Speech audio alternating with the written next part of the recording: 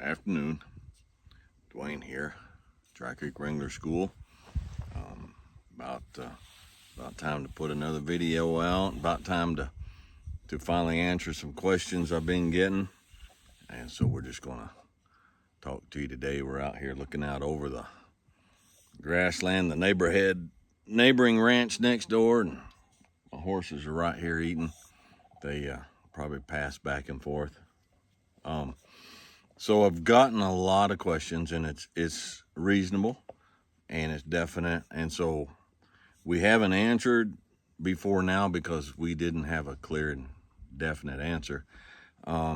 Folks have been asking, they've gotten on the website, when can we start signing up for next year? What is the schedule for next year?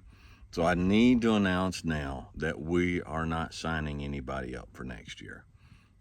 We're not going to be holding the classes here next year, and we'll start updating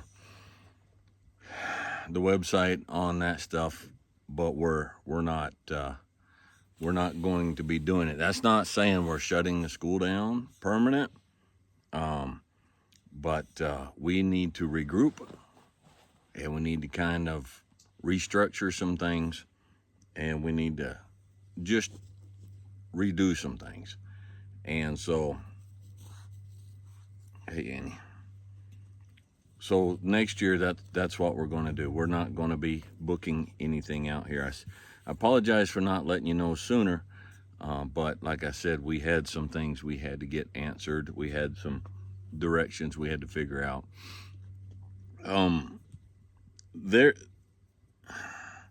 I'm not going to give all the reasons why. That's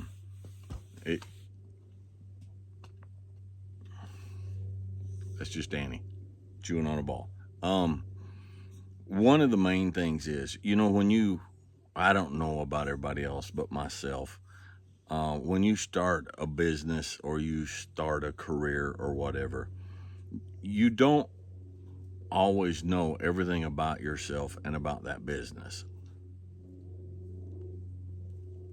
And there's a real good chance if you start a business, you're going to get into the business and you're going to realize that there are aspects of that business that don't suit you very well, that aren't as good a match for you, that you don't enjoy or that you're not good at.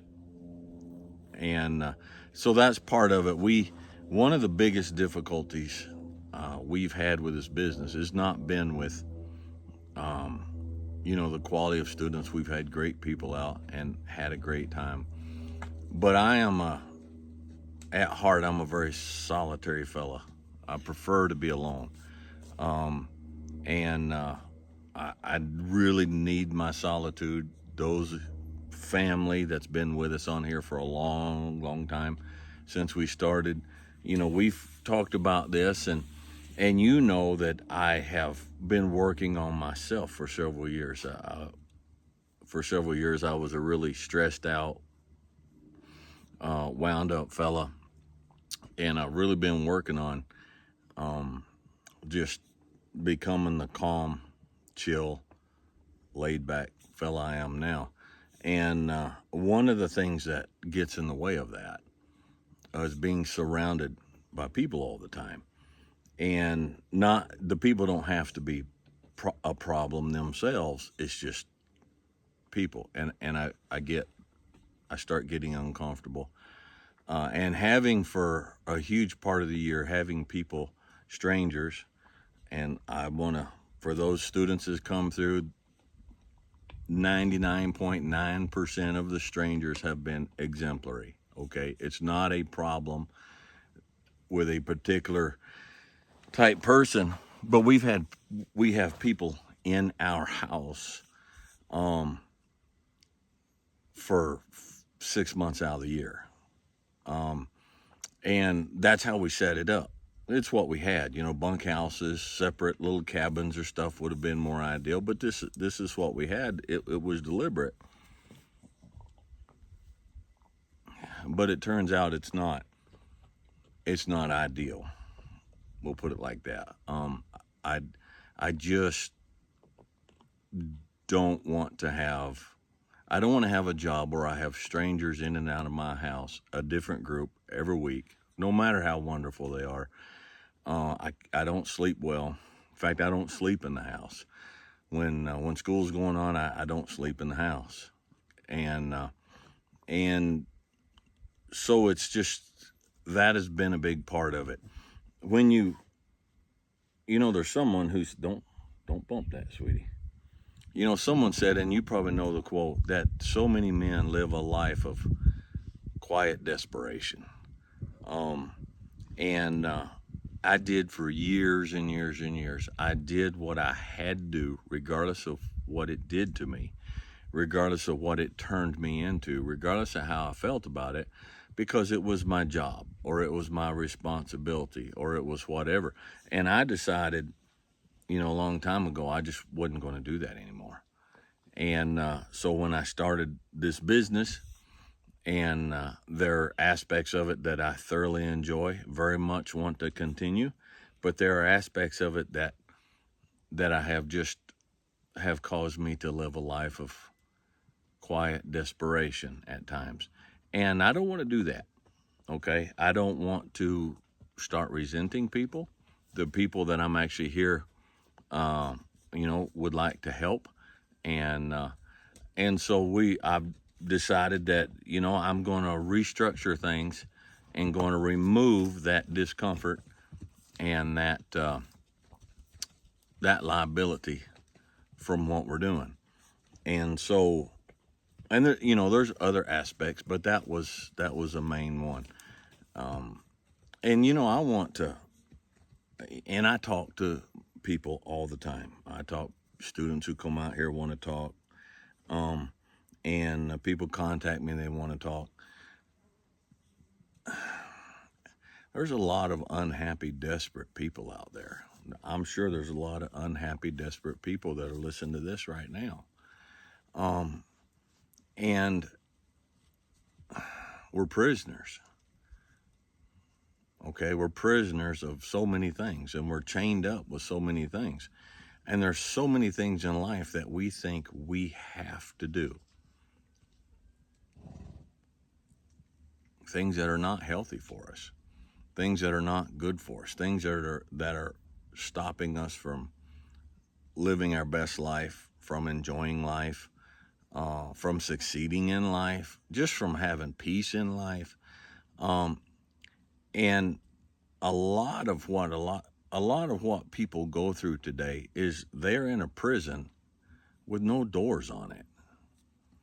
It's amazing how much we accumulate in our life that we think we have to do, and that we have to put up with, and that we have to tolerate, and that we have to maintain, and that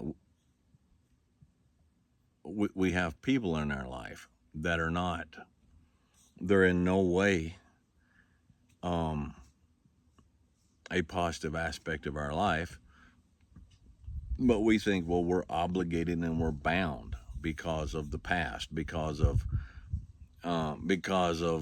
its family, its siblings, its parents, its whatever, and they're just causing us great distress, but we just keep doing it. We don't, and I'm not talking about you're raising children and you've kind of dropped the ball on raising your children. Now you have a house full of children that you don't like. That's on you. That's not them. You've got to fulfill that responsibility and you have to fix that. But I'm talking about grown-ups in life. There are people that live in a house, and it's a beautiful house and it's a nice yard, and it's in a nice neighborhood. But that house is that is their own private hell, because they have to work double hard to make a mortgage payment and to pay the property taxes on it. And then when the garbage disposal goes out, or the sewage backs up, or a tree falls in the yard, or the HOA goes bonkers on them or something, they have to come up with more money to maintain that house that's way more than they need. And their house, maybe your house, becomes a source of your quiet desperation, or your vehicle. you bought a car, you bought a truck that was more than you need and more than you could afford. And so now you have to make those $700, $800, $1,100 a month car payments. You have to, because you're making payments, then you have to pay full coverage insurance. And then something happens with that, and you have to pay to have it fixed. You got to pay the maintenance on it. And so you're always in the back of your mind, there's the desperation of you have to, it's not just buying these things, but you have to maintain them. And so you're stuck in a life that you thought that this thing would announce that you had arrived to that level of life that you'd been working on since you were a kid. And it turns out it's not bringing you any joy. Instead, it's bringing you stress. And you can't be at peace, you can't rest, and you can't enjoy it. But you can't bring yourself to sell it. You can't bring yourself to sell it. Take the little bit of embarrassment it takes. Go buy yourself a 1984 Honda Accord, and get things back in order again. And we're here on a ranch, so we're going to deal with the flies, okay? But there's things you just make tough decisions, and you say, look, there are people that I care about that think that this is a great thing that I have, or this is a great thing that I'm doing. And so it's bringing them a lot of joy to see that I'm have this or I'm doing this, but it's not bringing me any peace. It's not bringing, and we don't want to disappoint folks, and we don't want the people that we actually respect saying you're not making a good decision. So we just keep down with our quiet desperation. And I've decided I'm not living like that. I'm not doing it. And so I'm not working for somebody else. And this is one of the reasons I don't work for somebody else. If I don't like it, I'm not doing it. I'm just not doing it. If it's difficult for me, if it's unnatural for me, if it just doesn't come natural, and I'm not talking about physical labor, we got to do physical labor. We got to go haul hay and feed these horses, and we got to fix fence, and we got to do all that. We got to do what needs to be done, but we're not stuck in a particular wedge of lifestyle, okay? And so just as a simple explanation, we're not, we want to do classes, we want to come back and do classes again, but I'm not doing any more classes until I get my own property. If I'm able to do that one day, and we're working towards it, then I'll do it, and I can set it up so it actually fits what we're trying to do, and then we'll come back. And there's nothing, I want to encourage you, there's nothing shameful or nothing wrong in it. We didn't know what we were doing when we started this. And I've encouraged you in this before. You don't learn unless you move and take the chance of making the wrong decisions. Not bad decisions necessarily, but just decision, well, that didn't work out. That wasn't what I thought it was going to be. So I'm going to have the courage. I hope that wind's not messing stuff up. So you got to say, I'm going to have the courage to make changes. I tried it, and I don't like that so much. It doesn't mean the whole thing's wrong. It just means we got to step back and we've got to shift, and we have to restructure. You start a business, and you start a career, and you start down a path, then start down that path. But at the same time, have the wisdom and have the courage at times to say, we're gonna make some adjustments here, because I'm only on this earth for a limited period of time, and this is the only time I'm gonna be on here, and so I might as well make it as good as I can make it. I might as well get rid of much stuff that I don't like, that I don't want. If I can change it, I might as well change it. And this is what I want to encourage you today. I get so many people talk to me and they're like, Dwayne, I've got this and I've got this and I don't like this, and that's always been my dream. Then change it. Now, change takes sacrifice and it takes courage, but change it.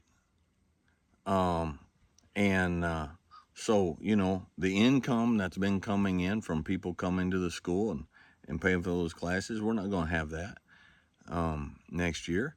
But that's okay. The expenses that come from keeping that up, we're not going to have that either. So, you know, we're just going to sit back. We're going to tighten the belt a little bit, and we're going to go in a different direction. We want to have some stuff, you know, but we're going to change the nature of that to a degree.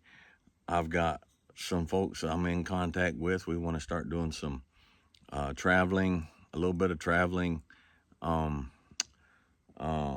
clinics here and there. If we can get some folks who want to set that up, and instead of having people come in to my house and disturbing my calm, we can go to them, load a couple of horses up, go to them, teach for a couple days, and it's just more peaceful for everybody.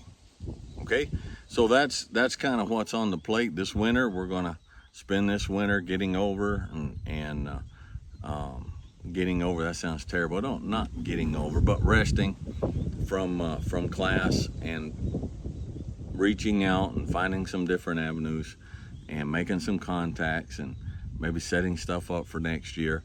And then we'll come back, but it's going to look different, okay? And the channels will stay, all right? All that's going to stay.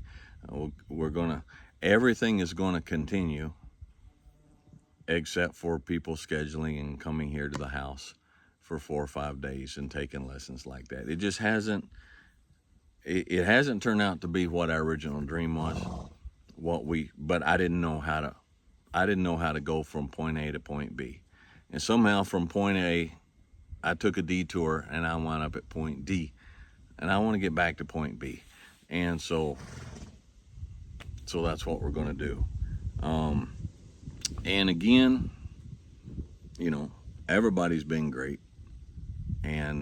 But I think there's people who have come here and have said to themselves, once they get here, this is not Dwayne's at ease place, because I don't sit around the fire and socialize, and you know, I kind of, because I just have to go away and I have to recharge my social meter.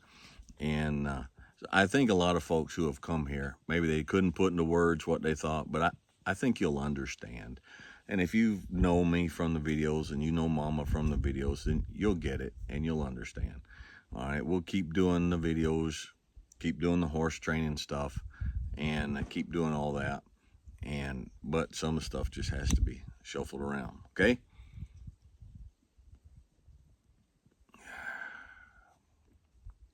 Went the long way around to explain that, but I wanted to make it clear. And, you know, I wanted to be, sometimes when you're doing this, people don't understand how difficult it can be talking like this. And sometimes you're not sure if you're actually communicating what you're wanting to communicate. And, but I hope you understand. We still love you guys. All right. And we still want to keep doing what we're doing. We still have the same heart and we still have the same focus, but I don't feel like we are accomplishing what we set out to accomplish as well as we should be in the current way that we're doing things. All right. So short video, we're at 19 minutes. I probably could have said all that in 4 minutes if I'd put it together. But anyhow, if you got questions, you know, you get on the comments and whatever. There was a couple other questions. So obviously, here's another question. I've got a lot of emails and a lot of stuff. I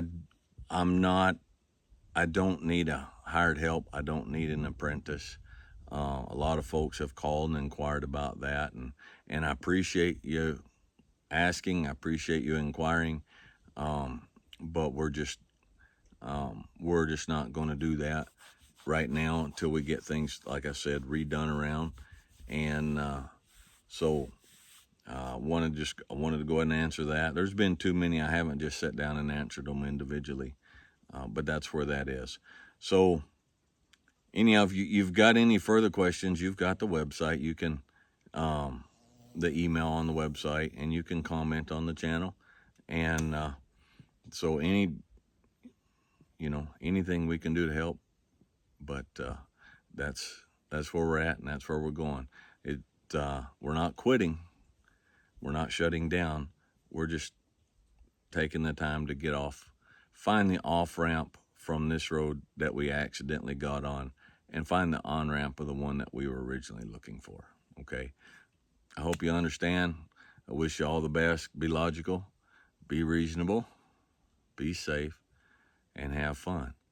And probably that's the biggest takeaway from this, is you find things in your life and you're no longer having fun. As much as you can, do something else. Life without fun is not much of a life not much of a life worth living. Okay. You're going to ask. So, and it's funny, some of you guys, I know if you've watched the whole video, because you'll get on and you'll say, hey, what's that cigar you're smoking? Well, it's a Tabernacle. And the double Corona, which I really like this cigar, smoke it a lot. And so if you get on me, ask and say, Dwayne, what's that cigar you're smoking on? Then I know you didn't finish the video. All right, which is just funny. So we'll catch you guys next time. We'll talk to you later. Bye.